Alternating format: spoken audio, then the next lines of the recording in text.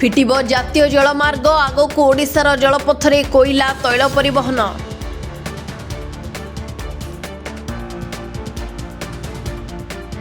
एणिकी file बदल चिठी और इमेल जरिए मगाजिब स्पष्टीकरण व्यवस्था बदलाइबाकू जिला प्रशासन उद्यम।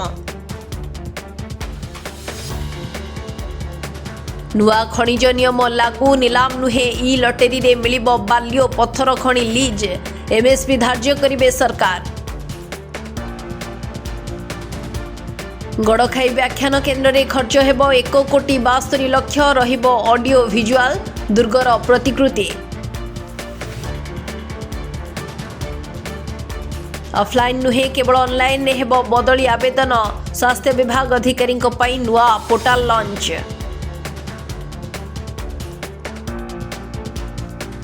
सुविधा हेबो जमी किणा बिका फेब्रुआरी 5 रु कार्यक्षम हेबो नुआ 57 सब रजिस्ट्रार ऑफिस।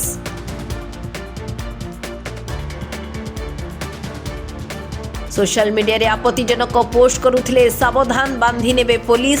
सूचनादाता ना रखा जिवो गोपन। 6 रु 22तम धौली कलिंग महोत्सव 3 दिन धरी सांस्कृतिक समारोह रे झुमिबो धौलीपाद देश।